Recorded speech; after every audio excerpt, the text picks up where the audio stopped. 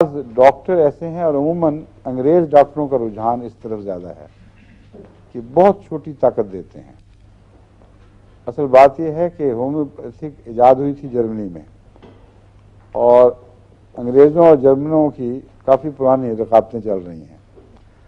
تو ان سے انہوں نے احسان قبول تو کیا، مگر اس شرط کے ساتھ کہ ہم پوٹنسیاں خود تجویز کریں گے. اور ایک قسم کے ایمان کی کمزوری کا اظہار ہے کہ بہت اونچی طاقت نہیں دینی، وہ بہت ہی کمزور ہو جاتی ہے. تو چھوٹی چھوٹی نزدیک کی طاقتوں میں رہتے ہیں. بورک اینڈ ٹیفل یہیں کی انگریزوں کی تیار کردہ کتاب ہے، اور ریفرنس بک کے طور پر بہت ہی اعلیٰ ہے.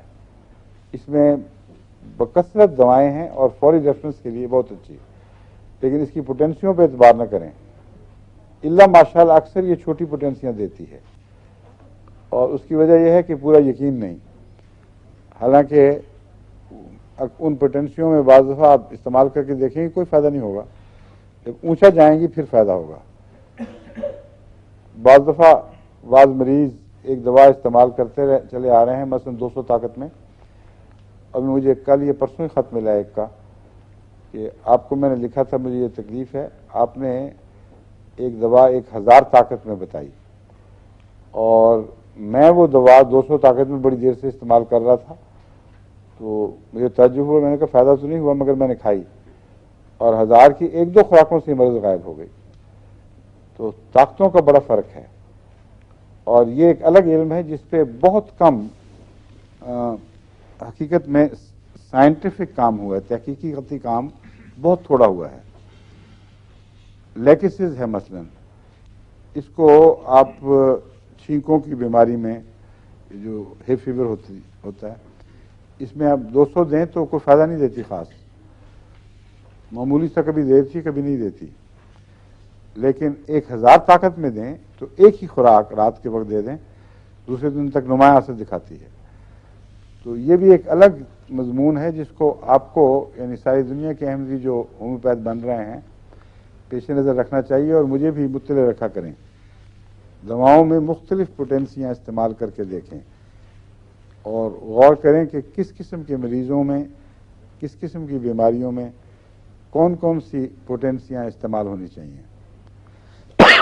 اس سلسلے میں ایک عمومی تجربہ تو میں نے کیا ہے کہ معدے کی تکلیفوں میں نسبتاً چھوٹی پوٹینسیاں زیادہ عام طور پر اور زیادہ کارآمد ہوتی ہیں، اور اعصابی تکلیفوں میں 200 یا اونچی، اور گہری نفسیاتی بیماریوں میں یا دماغی تکلیفوں میں اور بھی اونچی، اور کینسر وغیرہ میں درمیانے درجے کی دوائیں بعض دفعہ فائدہ دیتی ہیں، مگر میں نے کافی دیر سے اس پہ تجربے شروع کیے ہوئے ہیں، اور یہ بات اب زیادہ سے زیادہ میرے سامنے آ رہی ہے کہ کینسر میں اونچی طاقت دینی ضروری ہے، کیونکہ کینسر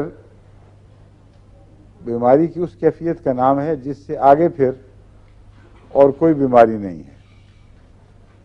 یعنی جب تمام دفاع یک کے بعد دیگرے جواب دے جائیں، اور آخری صورت میں جو انسان کے دفاع کی طاقت ذہنی یا قوت ارادی کی کا طاقت ہے وہ ہٹ ہو جائے، تو پھر کینسر بنتا ہے.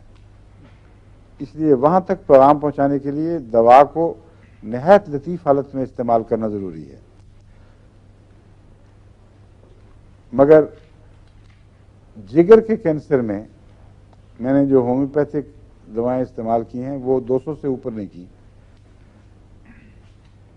اگر جگر کا کینسر ایسا ہو جس کا پینکریاز وغیرہ سے تعلق ہو، یا کسی اور جگہ بیماری کی روٹ ہے اور جگر میں منتقل ہوئی ہے، تو اس صورت میں وہی 200 طاقت کی دوائیں کام نہیں کر رہی ہوتی.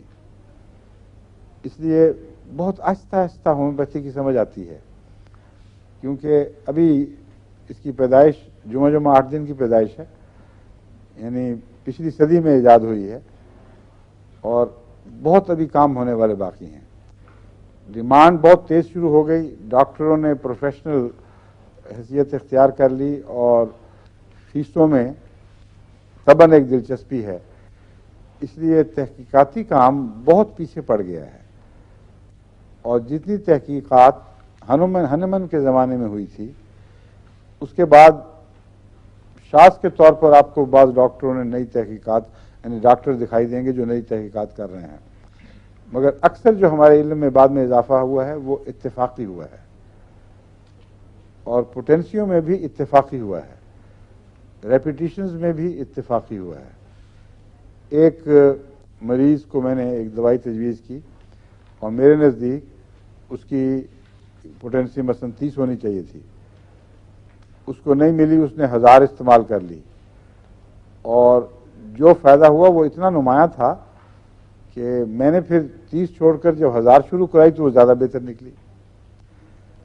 ایک مریض کو اونچی طاقت لکھوائی، اس نے چھوٹی استعمال کر لی، یا الگ الگ تاکید کی تھی کہ دونوں دوائیں ملانی نہیں، الگ الگ کرنی ہیں، مگر بعض دفعہ سلیم صاحب بھی کمال دکھا دیتے ہیں اپنے، وہ بات سن کے بظاہر سمجھ آ رہی ہوتی ہے، لکھتے کچھ اور ہیں، تو بعض دفعہ تو ان بیچاروں کی جو حالت ہے، اللہ معاف کرے سلیم کو، لیکن بعض دفعہ اس کا فائدہ بھی بڑا پہنچ جاتا ہے۔